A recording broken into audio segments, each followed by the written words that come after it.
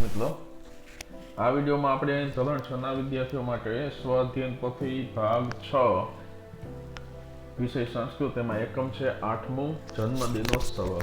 એનું સંપૂર્ણ સોલ્યુશન જોઈશું. ચાલો જોઈએ. પ્રથમ પ્રશ્ન છે, નીચે આપેલા વાક્યોનું અનુલેખન કરો. પ્રથમ વાક્ય છે, ધારા સરસ્વતી માતુઃ ચિત્ર સમીપમ ગચ્છતિ. ધારા સરસ્વતી માતાના ચિત્ર પાસે જાય છે. આને તમારે અહીં માત્ર અનુલેખન કરવાનું છે. દરેક વાક્યને તમારે આ રીતે લખવાના રહેશે. બીજું વાક્ય છે, અદ્ય ધારા એકાદશમે વર્ષે પ્રવિશતિ. આજે ધારા 11મા વર્ષે પ્રવેશે છે. તો આને અહીં આપણે આ રીતે લખીશું. ત્યારબાદ ત્રીજું છે, અતઃ સા તત્ર એકાદશ દીપાન પ્રજ્વાલયતિ. આથી તે ત્યાં એકાદશ દીવા એટલે કે 11 દીવા પ્રગટાવે છે. ચોથું વાક્ય છે, સરસ્વતી માતુઃ વંદનામ કરોતિ. સરસ્વતી માતાની વંદના કરે છે. પાંચમું છે, અનંતરમ યજ્ઞ અપી ભવતિ. પછી યજ્ઞ પણ થાય છે. તો આ રીતે આ વાક્યોને તમારે અનુલેખન કરવાના છે. તમારે આ રીતે લખવાનું છે. ત્યારબાદ બીજું છે, તમારા મનગમતા શ્લોકનું લેખન કરો અને ગાન કરો. તમને જે શ્લોક ગમતા હોય તેનું અહીં તમારે લેખન કરવાનું છે અને ગાયન કરવાનું છે. મેં અહીં આ 2 શ્લોક લખેલા છે. તમારે તમારી રીતે તમને જે ગમતા હોય તે શ્લોક લખવાના છે. પ્રથમ છે, નમસ્તે શારદે દેવી વીણા પુસ્તકધારી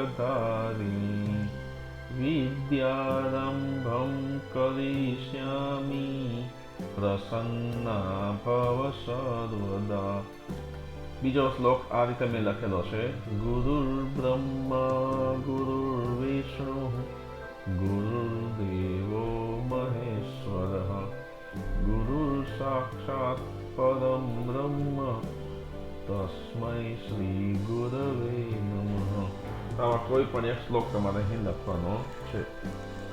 પ્રશ્ન ત્રીજો છે, ઉદાહરણ મુજબ કહ, કા અને કિમ વડે પ્રશ્નો બનાવો. ઉદાહરણ આપેલું છે, સુજલા ભગિની ધારાયાઃ શિક્ષિકા અસ્તિ. એની પછી વાક્ય એટલે કે પ્રશ્ન વાક્ય બનાવેલું છે કે કા ધારાયાઃ શિક્ષિકા અસ્તિ. કોણ ધારાના શિક્ષિકા છે એટલે કા લખેલું છે. તો આ રીતે આપણે બનાવવાનું છે. પ્રથમ છે, માતા ધારાयै મિષ્ટાન્નમ દદાતિ.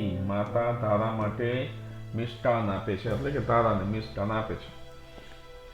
આપણે આ રીતે પ્રશ્ન પ્રથમ બનાવીએ કિમનો ઉપયોગ કરીને. તો માતા ધારાयै કિમ દદાતિ. માતા ધારાને શું આપે છે, ધારા માટે શું આપે છે, તો કિમ દદાતિ. એ જ રીતે કોણ ધારા માટે મિષ્ટાન આપે છે, તો આપણે લખી શકીએ કે કા ધારાयै મિષ્ટાન્નમ દદાતિ.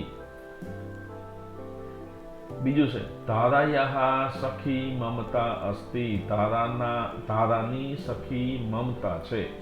આપણે લખી શકીએ કા ધારાયાઃ સખી અસ્તિ. કોણ ધારાની સખી છે.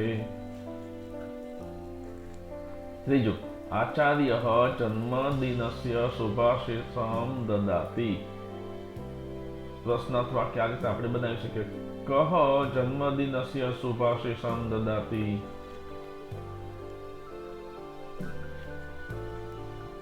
ચોથું છે, વૈશાલી પ્રાર્થના ખંડે સુશોભનમ કરોતિ. હવે જો અહીં તમારે આચાર્ય પુરુષ હોય તો કહ આવે અને સ્ત્રી હોય આચાર્ય તો કા જન્મદિવસે શુભાશીષમ દદાતિ એ રીતે આવે. ચોથું છે, વૈશાલી પ્રાર્થના ખંડે સુશોભનમ કરોતિ. તો આપણે 2 રીતે વાક્ય બનાવી શકીએ. પ્રશ્નાર્થ વાક્ય કે વૈશાલી પ્રાર્થના ખંડે કિમ કરોતિ, તો જવાબ આવે સુશોભનમ.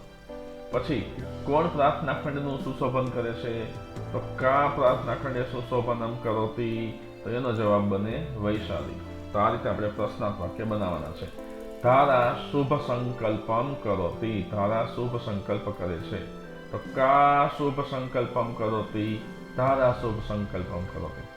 ધારા કિમ કરોતિ. ધારા શુભ સંકલ્પમ કરોતિ.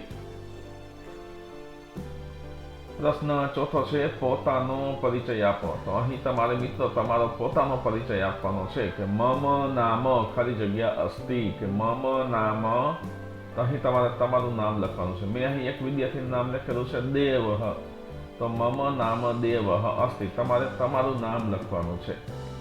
મમ માતુઃ નામ ખાલી જગ્યા અસ્તિ, અહીં તમારે તમારી મમ્મીનું નામ લખવાનું છે.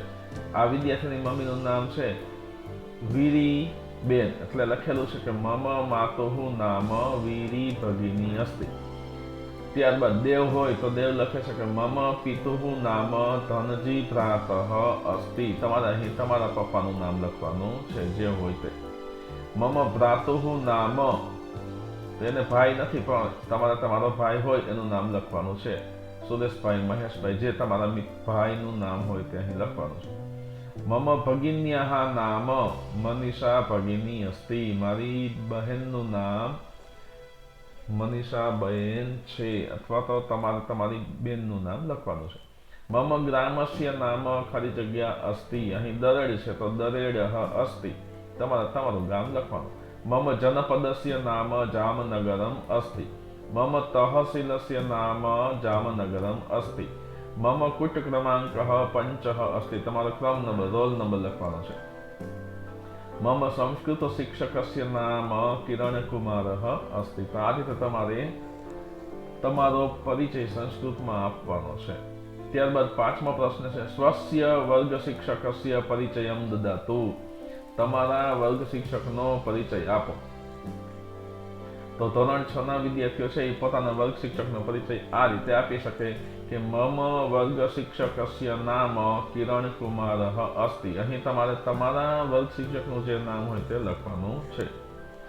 બીજું, સહ અસ્માન સંસ્કૃતમ પાઠયતિ, તે અમને સંસ્કૃત ભણાવે છે. ત્રીજું વાક્ય આપણે આ રીતે લખીએ છીએ કે તસ્ય સ્વભાવઃ સરલઃ સ્નેહપૂર્ણઃ ચ અસ્તિ, તેનો સ્વભાવ સરળ અને સ્નેહપૂર્ણ છે. ચોથું વાક્ય આપણે આ રીતે લખી શકીએ સ મહત્તા સ્નેહેન પાઠયતિ, તે ખૂબ જ પ્રેમથી ભણાવે છે. પાંચમું વાક્ય આપણે આ રીતે લખી શકીએ છાત્રાન કદાપી ન દંડયતિ, વિદ્યાર્થીઓને ક્યારેય શિક્ષા કરતા નથી, દંડ આપતા નથી. હવે છઠ્ઠો પ્રશ્ન છે ચિત્રના આધારે સંસ્કૃતમાં શબ્દ લખો. તો અહીં તમે જોઈ શકો છો કે સરસ્વતી માતાનું ચિત્ર છે તો આપણે લખીશું સરસ્વતી માતા. આ ચિત્ર છે ઘડાનું તો આપણે લખીશું ઘટ. આ ચિત્ર છે દીવાનું, આપણે લખીશું દીપ. આ ચિત્ર મિષ્ટાન્ન છે તો મિષ્ટાન્નમ, મતલબ કે અહીં મીઠાઈ છે. શું મીઠાઈ છે એ આપણે લાડવા દેખાય છે તો મોદકમ એવું લખો તો પણ ચાલે. ત્યારબાદ પ્રશ્ન 7મો છે તમારા શિક્ષક બોલે તે પ્રમાણે વાક્યોનું શ્રુતલેખન કરો. વાક્ય તમારે શિક્ષક તમને આપે એ રીતે વાક્યો લખવાના છે. મેં અહીં આ રીતે લખાવેલું છે અદ્ય ધારાયાઃ જન્મદિનમ અસ્તિ, ધારા નૂતન વસ્ત્રમ ધારયતિ, વૈશાલી પ્રાર્થના ખંડે સુશોભનમ કરોતિ, ધારા સરસ્વતી માતુઃ ચિત્ર સમીપમ ગચ્છતિ, સા સરસ્વતી માતુઃ વંદનામ કરોતિ, ધારા શુભ સંકલ્પમ કરોતિ, આચાર્યઃ જન્મદિનસ્ય શુભાશીષમ દદાતિ, અને ધારા અતીવ આનંદમ અનુભવતી. તો આ રીતે તમને તમારા શિક્ષક લખાવે એ રીતે વાક્યોનું શ્રુતલેખન કરવાનું છે. તો મિત્રો, આ સાથે જ અહીં આપણે જન્મદિનોત્સવ નામનું જે એકમ છે એનું સંપૂર્ણ સોલ્યુશન જોયું. મિત્રો, આવા જ અન્ય સોલ્યુશન મેળવવા માટે મારી યુટ્યુબ ચેનલ માય સ્ટુડન્ટ્સ એજ્યુકેશનને તમે સબસ્ક્રાઈબ કરજો અને તમારા અન્ય મિત્રોને પણ શેર કરજો. ધન્યવાદ.